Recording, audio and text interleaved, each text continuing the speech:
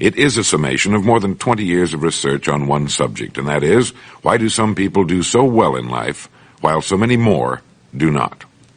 And the first thing let's talk about is the magic word. The experts call it the most important word as far as the results we get from life are concerned in this or any other language, and that word is attitude. It is our attitude toward life which will determine life's attitude toward us. Let's face the fact honestly that we shape our own lives, and the shapes of them will be determined by our attitudes. A person with a poor attitude toward learning, for example, isn't going to learn much until he changes his attitude. If we take the attitude that we cannot do something, we generally will not do it. An attitude of failure, and we're whipped before we start. So we know then that what we receive from life, what we accomplish or fail to accomplish, is due in large measure to our overall attitude. William James of Harvard University put it this way: "The greatest discovery of my generation is that human beings can alter their lives by altering their attitudes of mind." And isn't it wonderful that we have this measure of control? Before we start talking about our attitude toward the world, let's talk about our attitude toward ourselves, since it is the attitude we take toward ourselves which determines our attitude toward the world. Now, right here we come to a rather strange fact. We're so familiar with ourselves, we tend to take ourselves for granted. We tend to minimize the things we can accomplish, the goals we can reach, and for some equally strange reason, believe others can accomplish things in our field which we cannot. There are literally millions of human beings living narrow, darkened, frustrated lives, living defensively, simply because they take a defensive, doubtful attitude toward themselves, and as a result, toward life in general. Many people are suspicious of and oppose change, yet change is the one thing in life on which we can absolutely count. People who stay young all the years of their lives not only welcome change, but see it for what it really is: new opportunity, new chances for further fulfillment. Attitude is a reflection, a result of a person's will. It is incalculably powerful. It can bring about marvelous results for us, but we need to train it patiently, day by day. Now let's talk about the attitudes of people who are successful. The top 5% of the people who go sailing through life from one success to another, and who, even when they fail at something, shrug it off and head right out again. No matter who the person is or what he does, men and women in sales, business executives, people in all the professions, wives and mothers, students, top people in the armed forces, public servants, men and women in the service of religion, working men and women in all fields of endeavor, wherever you find a person doing an outstanding job and getting outstanding results, you will find a person with the right kind of attitude. These people take the attitude toward themselves that they can accomplish what they set out to accomplish, that there's no good reason on earth why they can't be competent, successful. They have a healthy attitude toward themselves and, as a result, toward life and the things they want to accomplish. And because of this, they achieve some remarkable things, and they come to be called successful, outstanding, brilliant, lucky, and a lot of other things. They're quite frequently no more brilliant or outstanding than the majority of the people by whom they're surrounded. But they did develop the right attitude, and they found their accomplishments not too difficult, and many times surprisingly easy, simply because it seems that so few are really trying, really believe in themselves. Successful people come in all shapes and sizes and in widely varying degrees of intelligence, background, and so on. But they all have one thing in common. They expect more good out of life than bad. They expect to succeed more than they fail. If you want something worthwhile, take the attitude that there are a lot more reasons why you can have it than there are that you cannot, and set out to earn it. Go after it, work at it, ask for it, and 9 times out of 10, you'll get it. Our environment is really a mirror of our mental attitude. If we don't like our environment, we have to change our attitude first. Now, the world plays no favorites. It's impersonal. It doesn't care whether we change or not. Adopting a good, healthy attitude toward life doesn't affect the world and the people in it nearly as much as it affects us. It would be impossible to even estimate the number of jobs which have been lost, the number of promotions missed, the number of sales not made, the number of marriages ruined by poor attitudes. But you can number in the millions the jobs which are held but hated, the marriages which are tolerated but unhappy, all because of people who are waiting for the world and others to change toward them, instead of being big enough and wise enough to at least make a test which will prove beyond any shadow of a doubt where most or at least a big part of the trouble lies. Studies made of the lives of literally thousands of successful people have shown that they radiate confidence, assurance, they expect success, and they get success. You can spot these people by the way they walk, by the way they look and act. You can feel it about them when they enter a room. They may be short and fat, or tall and thin, or any combination in between, but they have about them the attitude of success. In the record Greener Pastures, I'll get into this next statement, but right now I want you to realize, if you don't already, that in 5 years or less, you can get right to the top of the work you're now doing. I know this, but the important question here is, do you know this? The minute you do know it, you'll have this right attitude I'm talking about. The easiest and most effective means of forming a good attitude habit is to begin to act as though you have a good, positive, expectant attitude toward life. That's right. Begin right now to walk, act, and look as though you belong to this group. If you're already in the top 5%, you'll know what I mean. If you've never tried it, you'll be amazed at what happens. Actions trigger feelings, just as feelings trigger actions. Now, let me tell you of a little test you can make which will prove beyond any shadow of a doubt that a good attitude can change a person's life as dramatically as walking from a darkened room into the bright, clear light of day. Not long ago, I read a line which went, "Life is dull only to dull people."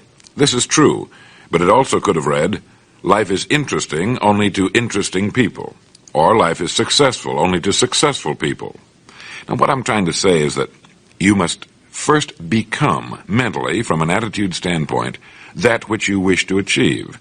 A famous restaurateur was being interviewed by a reporter who asked, "When did you become successful?" He replied, "I was successful when I was sleeping on park benches, because I knew what I wanted to do and that I would do it."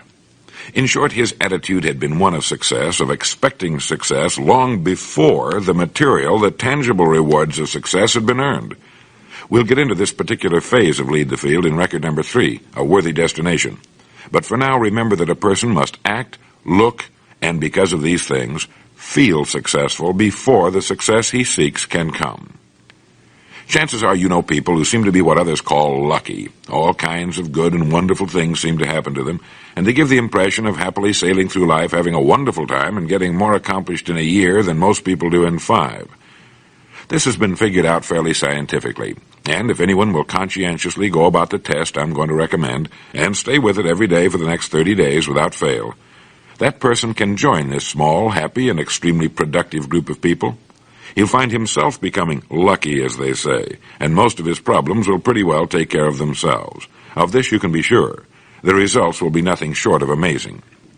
Now, it makes no difference how good a person's attitude has been in the past. Anything can be improved upon, and it's the small refinements upon something already good that makes it great. So here's the test. For the next 30 days, act toward the world, everything and everyone with whom you come in contact, with the attitude which represents the kind of results you want to achieve. That is, if the result you want is more success in what you're doing, act as though you are already in possession of the success you seek. If you want others to treat you with admiration and respect, treat others with admiration and respect first. Have you ever stopped to think of this?